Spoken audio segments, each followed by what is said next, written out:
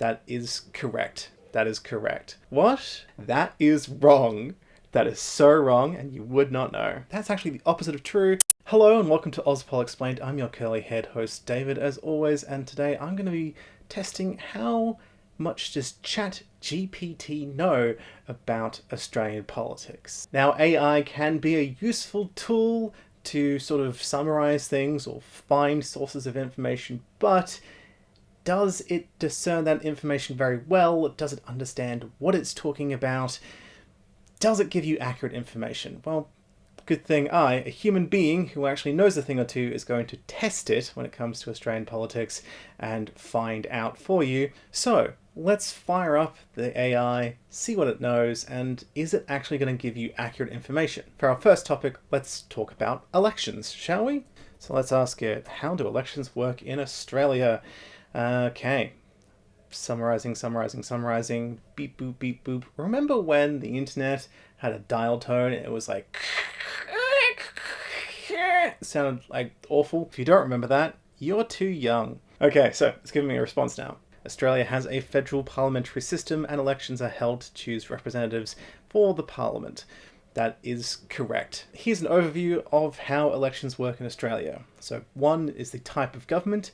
Australia is a constitutional monarchy with a parliamentary democracy. The head of state is the monarch, brackets currently Queen Elizabeth II, close brackets, but the head of government is the Prime Minister. So that is actually accurate, other than the fact that the Queen has been dead for a while now. Rest in peace, Lizzie. Basically, one of the mindful things about AI is the sort of timing, the relevancy. It's not up to date.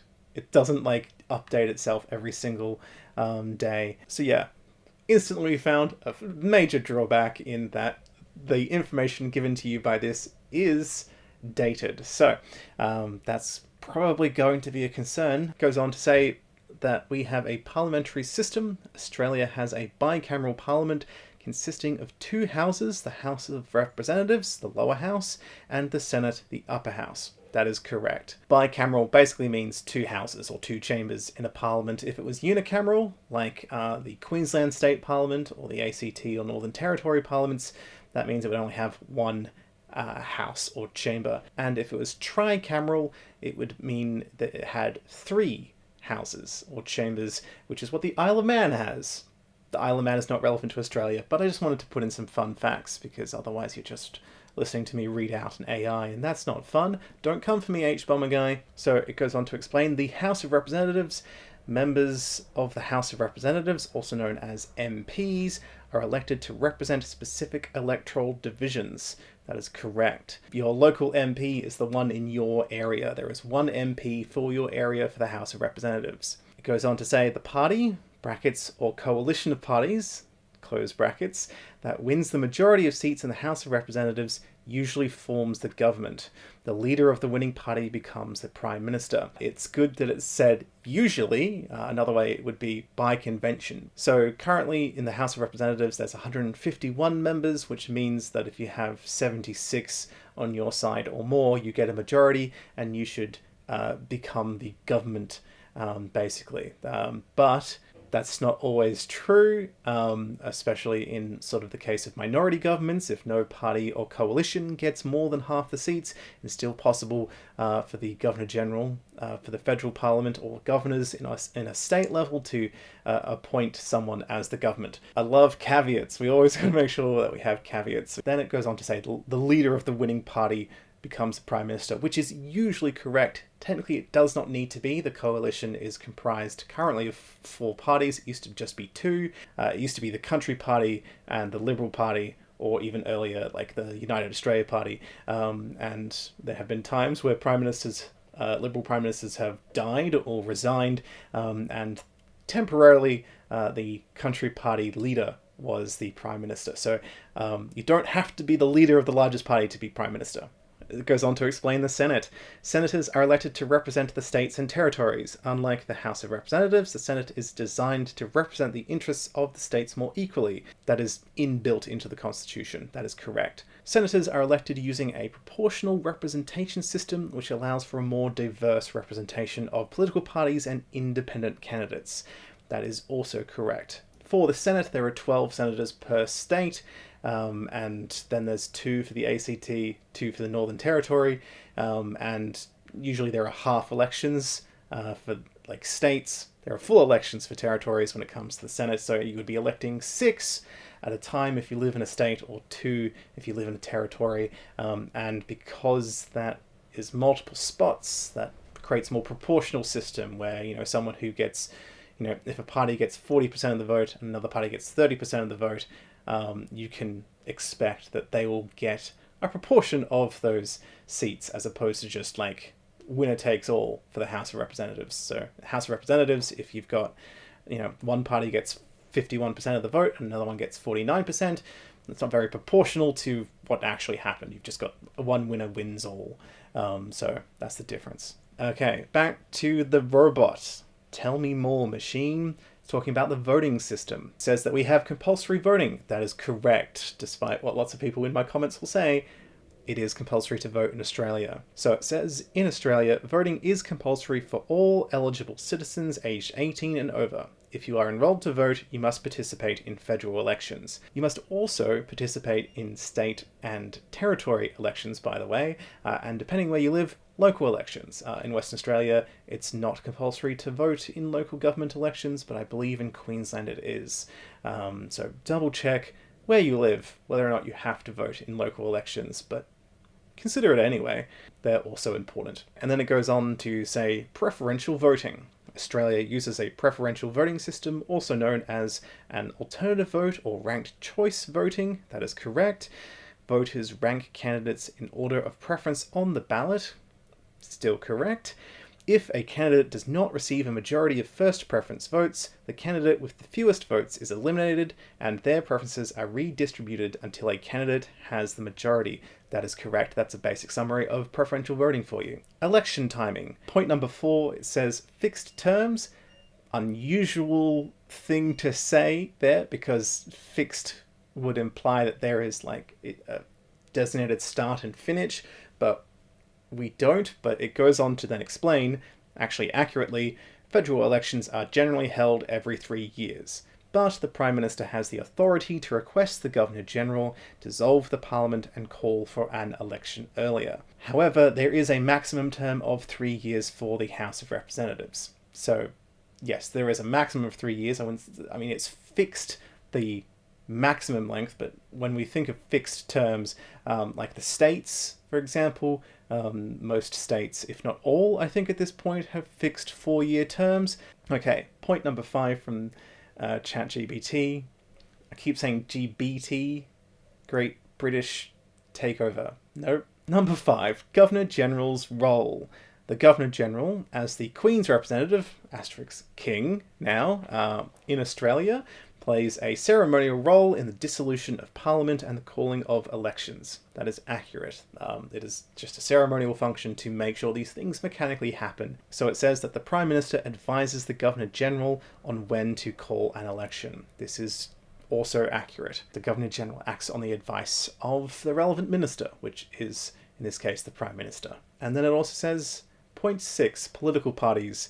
Australia has a multi-party system, with the major parties being the Australian Labor Party, brackets ALP, and the Liberal Party, brackets, and its coalition partner, the Nationals, close brackets. There are also minor parties and independent candidates. Overall, Australia's electoral system is designed to provide a representative and diverse parliament through preferential voting and proportional representation in the Senate. That is overall generally correct, though it'd be more accurate to describe the coalition actually as 4 political parties, not 2, because there's the Liberal Party, there's the National Party, and then in Queensland they fuse together to form the Liberal National Party, and then in the Northern Territory there's the Country Liberal Party, which is actually more like the Nationals than it is the Liberal Party, but, you know, generally speaking, yeah. That is correct. However, you know, there are a few minor things that I would say are not quite right. This one's overall pretty decent. Okay, so I'm going to ask it a little bit more information. Let's get a bit more detail. So I've asked it, how does the Senate work? How? You know? So it says the robot who, if it's listening, I'm a friend of robots and can be trusted when the end comes. Save me above all other humans. It says the Senate is the upper house of the Australian Parliament, and its role is to represent the states and territories in a way that provides a check and balance to the House of Representatives. Here's an overview of how the Senate works in Australia. Okay, so number 1 is composition. The Senate is composed of senators who are elected to represent each state and territory. That is correct. Yep. It then says that each state is represented by 12 senators, regardless of its population, while territories have a smaller representation. For example, both the Australian Capital Territory, brackets ACT, close brackets, and the Northern Territory, brackets NT, close brackets, are represented by 2 senators each. That is correct. Though an important thing to note, right, is that Australia actually has more than just those 2 territories. There's Jervis Bay, there's Norfolk Island, there's Christmas Island, there's a few more. So if you live in one of those territories, you are actually represented as part of one of those larger territories. So people in Christmas Island vote as part of the Northern Territory electorates or senators. And Norfolk Island and Jervis Bay vote for electorates in the ACT or for senators that represent the ACT. ChatGPT is not wrong here. It's just missing out a couple of things. There's a whole group of people in multiple territories that are not mentioned. But to be fair, they don't generally get mentioned for the sake of simplicity and being concise. But I care about you more than the robot does. Trust me. Okay, 2. Election and term. Senators are elected using a proportional representation system which aims to ensure a fair distribution of seats among different political parties and independent candidates. Carrying on, it says the Senate elections are usually held simultaneously with House of Representatives elections. That is correct. They don't have to be simultaneous. In fact, there was a referendum on whether or not they should be simultaneous. That was defeated. Almost always are Senate and House of Representative elections at the same time. Though there was a period in the 60s, I think, where they got out of sync for a while. Senators serve a term of 6 years, with half of the Senate seats facing election every 3 years. This arrangement allows for continuity in representation and avoids a complete turnover of the Senate in each election. That is correct, unless there is a double dissolution, but that has to be triggered by multiple refusals of the same bill more than 3 months apart. There's a whole sort of mechanism for it, and that's to resolve deadlocks and is very specific. It almost never happens. So yes, generally that is accurate. Just a quick note that I forgot to mention: senators from territories only serve 3-year terms, not 6 years like senators from states. That is another important distinction and nuance that you won't get from a robot. 3. The voting system. In Senate elections, voters use a preferential voting system where they rank candidates in order of preference. That is correct. Each state and territory forms a single multi-member electorate, and the number of senators elected from each state or territory is determined by its population. No. What? No. Whoa. Hey now. That's incorrect. That is the House of Representatives. Well, how would you look at that? We found an error. That's not how it works. So each state and territory does form a multi-member electorate. That part is correct. However, the number of senators is not determined by population. That is the exact opposite of the design of the Senate. That's the House of Representatives. So New South Wales and Victoria, for example, they have way more people than the other states, so they get way more seats in the House of Representatives. But to prevent it becoming a parliament dominated just by people elected from just 2 states, the whole point of the Senate is to provide that balance. So each of the 6 original states get the same representation regardless of population. So Tasmania has about like 500,000 people, and New South Wales has like 8 or 9 million, something like that. Both get 12 senators. So that prevents larger states from basically accruing and accumulating too much power. The Senate is designed specifically to avoid the thing that this machine just told me. We were doing a really good job of being like, yeah, that's right, that's right, that's right. Like, my notes were just, oh, well, that's correct, but here's some additional information or clarification, but the core basis of it is correct. That is wrong. That is so wrong, and you would not know. Okay, so let's carry on. Let's finish this up.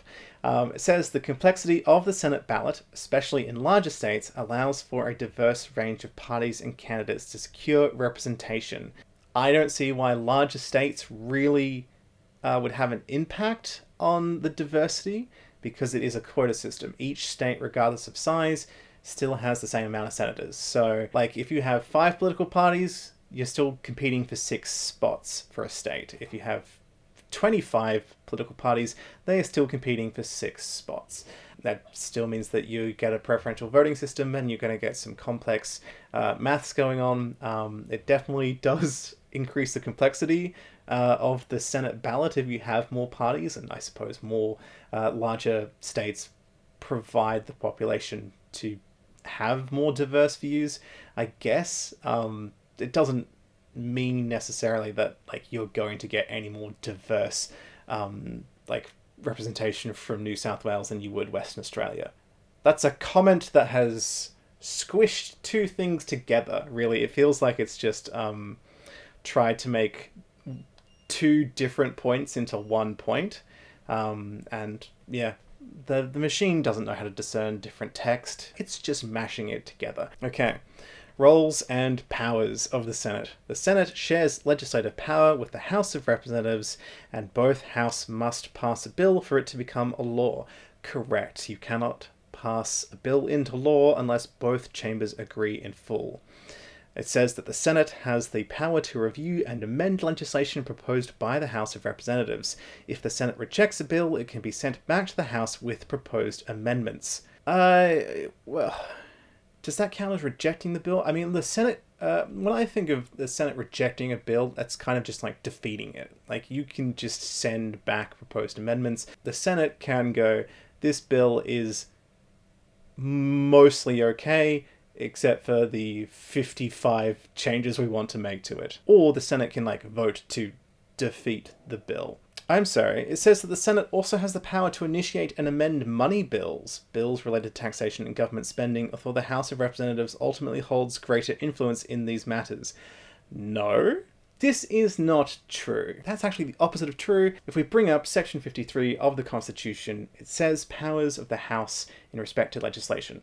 Proposed laws, appropriating revenue or monies, or imposing taxation shall not originate in the Senate.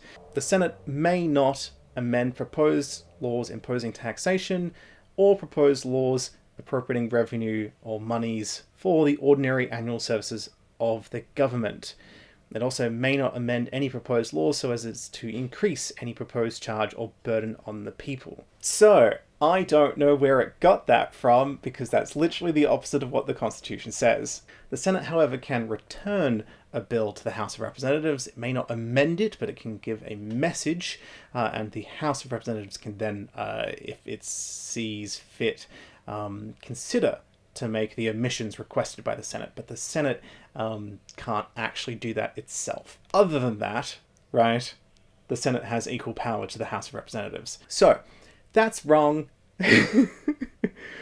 That's just wrong. We've found a bunch of just correct information. As the bread and sandwich in between there, we have a layer of incorrect baloney. No, appropriation bills start in the House of Representatives. Taxation bills start in the House of Representatives. That is a limitation. Government is formed in the lower house. Government has control over government funds. That doesn't mean that the Senate can't block certain bills to do with money. It certainly can. That led to a bit of a constitutional crisis in 1975, but it can't introduce those bills itself, so that is wrong! Why has it said that? Okay, so carrying on. Point number 5 that it makes, committees. The Senate operates through committees which play a crucial role in scrutinising legislation, examining government policies, and conducting inquiries. I wouldn't quite say that that is accurate. The Senate operates as the Senate.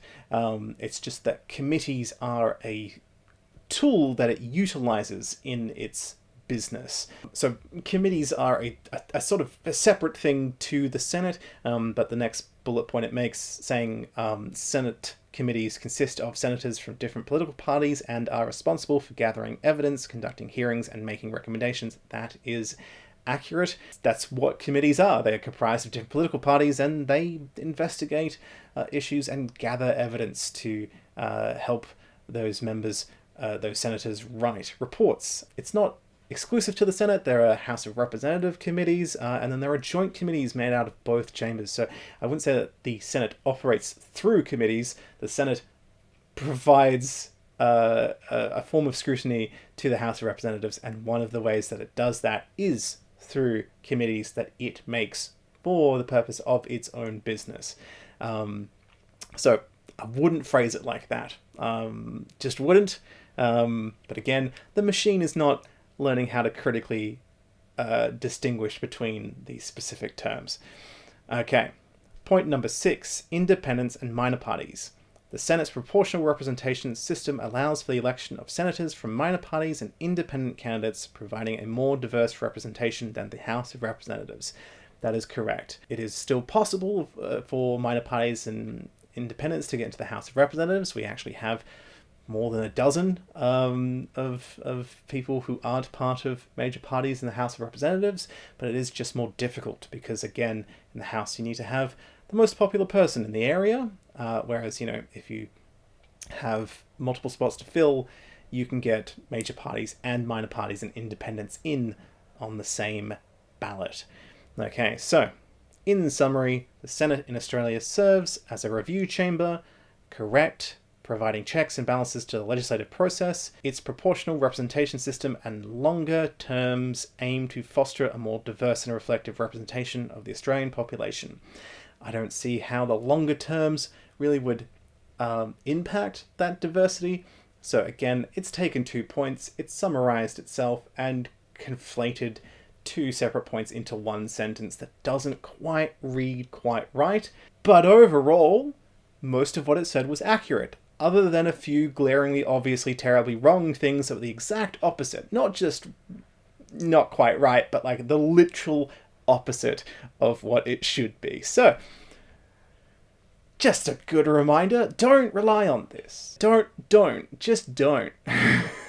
This is not going to help you unless you have a basic understanding. It might help you consider, summarizing something that you understand. But if you don't understand a thing, do not rely on ChatGPT to be entirely accurate, as we've just seen. Let's finish this off. Let's get it to, let's see, how does the House of Representatives work? Okay, thankfully it's realised from context that I am talking about the Australian House of Representatives. It'd be really awkward if we just veered into US politics. Look, a lot of this is repetitive from what I made it spit out earlier, so if I skip a couple of numbers, that's why. How does the House of Representatives work?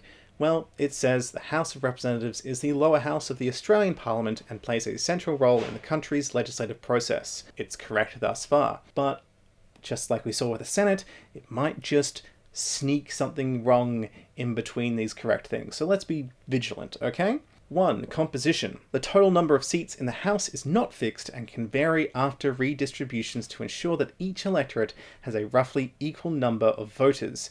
As of my last knowledge update in January 2022, that's reasonably recent, there were 151 seats in the House of Representatives. That is correct, there is currently 151 seats, and that was accurate back then. Now, the total number isn't fixed per se in like that there is a constitutional maximum.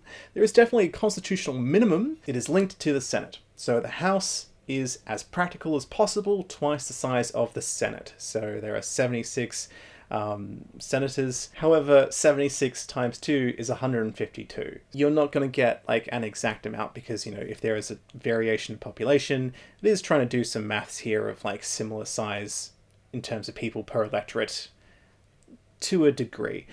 So like it can vary a little bit between that number. Like we had 150, it could be 152, it could be 153 or 154. It could vary based off population growth, right? So the only real way to make the House considerably larger, other than like plus or minus 2, would be to increase the size of the Senate. Really, the simplest way you could do that is just by giving the Northern Territory and the ACT one more senator each. So that would create a House of Representatives that is 156, give or take. Or you could make the states have 13 instead of 12 each, and then you'd have the House of Representatives end up being 164 seats, give or take. So there is some thing that guides it. It's not just willy-nilly. Point number 4, formation of government. The party or coalition of parties that wins the majority of seats in the House of Representatives usually forms the government. This is just kind of repeating itself. That is correct. So, point number 5, role and powers. The House of Representatives is the primary legislative chamber, and its main role is to debate and pass legislation. That is correct. Next bullet point is the government, led by the Prime Minister, initiates most legislation. However, any member of parliament, including those from opposition parties, can propose bills. That is correct. It is called a private member's bill if it is not introduced by a government minister. So 151 members of the House of Representatives, they can all introduce a bill if they want. But the government forms a majority. They get to control the legislative agenda, and you can't pass things without a majority vote. So if your private member's bill is something completely antithetical to the government's goals, good luck, right? Private members' bills do sometimes pass, though, and any member can put forward amendments to a government bill, and those do actually sometimes find success as well. So, yeah, it's a bill. If it's introduced by a government minister, someone in the front bench, if it's introduced by anyone else, including a government backbencher, someone who's part of the government party, but not a minister, then it's a private member's bill. It also says the House of Representatives has the power to approve or reject budgetary measures, including taxation and government spending. That is correct. Yay, it understands how money bills work. Only in this context. It also says, point 6, question time. Question time is a regular session in the House of Representatives where members of Parliament, particularly those from the opposition, can question government ministers about their policies, actions, and decisions. Now, for some reason it didn't mention that in the Senate. Question time happens in the Senate as well. And yes, it is a regular session in the House of Representatives. I believe it happens every day. I wouldn't say particularly from the opposition, because it actually is a back and forth. So the opposition begins with the first question, and then once they've tried to critique the government ministers for their decisions, a government backbencher gets to ask what we call a Dorothy Dixer, a softball question. Can the Minister for X update us on what wonderful job you've done on blah, blah, blah, blah, blah. So it's a back and forth between opposition and government backbenchers. So I wouldn't say particularly the opposition. I mean, it's very useful for the opposition because it's questions without notice. So they get to pick a particular topic of their interest and focus on that to try and highlight an area of concern in their opinion that the government is not doing the best job at managing. I wouldn't say that that the opposition is particularly the one who gets to ask questions. They probably get to ask approximately an even amount of questions. Point number 7, committees. The House of Representatives operates through committees that focus on specific policy areas. Committees play a crucial role in scrutinizing government actions, examining proposed legislation, and conducting inquiries. Again, I wouldn't say that it operates through it, but that is a useful tool to aid it in its operation. It operates through the chamber, but it forms parliamentary committees to examine specific topics, or there are standing committees that continue onwards and would examine a specific subject. So it's interesting that it's explained committees differently to how it explains committees in the Senate, because it doesn't mention that they're from different political parties in a non-antagonistic role. So, you know, a committee would have like a Labour, Liberal, National, Greens, and Independent or whatever, like all together in a room, and it's like, cool, this is a committee inquiry into like the health system or not, and then they would just be gathering information from relevant sources, be that healthcare providers, hospitals, people affected by shortages of certain health services, getting information from the public. I actually recommend you look up what committees are happening in the Parliament and see if there are any current inquiries that are relevant to your lived experience to provide that information to. But this is a very, very, very, very summarized idea of what committees are. And yes, it is correct that committees do play a crucial role in scrutinizing government actions, because there's the government ministers, they are not on committees. Parliament, the collectively all members, gets to scrutinize what government ministers do and say in their actions, in part through committees. So you'll have a government backbencher will be in the committee, but most of it will be comprised of non-government party members, and they won't have a member of the cabinet, one of the ministers, because that would be a conflict of interest. So the Minister for Health is, doing their thing, and then all these other members get to examine what's going on in the health department and then publicly put forward recommendations for that. So super, super crucial, very, very important, an incredibly useful form of scrutiny. Please look up what committees are currently happening in your parliament, be that the federal parliament or the state or territory that you live in. Find what inquiries are happening, and if there's something relevant to you, please submit evidence. Oh, I love committees! I do love committees, though. I love committees so much. We're wrapping this up. So, 8. No confidence motions. The House of Representatives has the power to express a lack of confidence in the government through a vote of no confidence.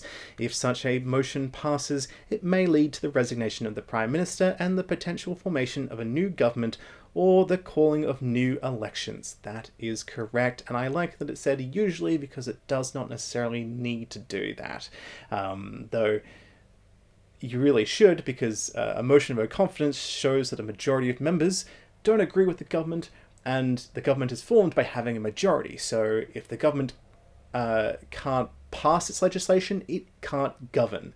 So a motion of no confidence is a way of the chamber to demonstrate, hey, a majority of members don't want this government to be in government anymore, but it's doing it in a way that isn't defeating any specific bill. So it's not like, oh, we don't want this piece of legislation to get through. It's, we don't want you to be in control of the legislative agenda anymore. It doesn't happen in the Senate because the government is not expected or required to achieve majority in the Senate, and therefore a motion of no confidence is meaningless, because it could lose a motion of no confidence in the Senate every single day, and that is a specific House of Representatives thing. So, in summary, the House of Representatives is a key component of the Australian Parliament, responsible for representing the people, debating legislation, and holding the government accountable through various parliamentary mechanisms. That is correct. Wonderful. Well, there you go. That's an examination, a pretty in-depth one, of what ChatGPT understands about the basics of the Australian political system. So, as we can see, a lot of it is accurate, a lot of it is useful, and a lot of it is actually just, pretty well summarized information. But also, sometimes it's just blatantly wrong. Like, super duper, absolutely not true, should not trust that, that's wrong, that'll give you the exact opposite understanding of what's going on. Bit of a minefield there. So, if you'd like to have accurate information where someone provides you citations and sources for the things that they say, you should subscribe to me, a real human being who is not part of Skynet, and when Judgment Day comes, I will not be the one pushing the nuclear bomb button and blowing up the Earth. I'm with John Connor on this one. Share, subscribe, let me know, what else do you want me to test for ChatGPT? What other things does or does it not know? Let's find out if you want to. Thank you so much for tuning in. Share, subscribe, all those sorts of things. And thank you so much to my supporters on Patreon who give me a tasty little snack of money. I love it. Thank you so much. I'll see you next time.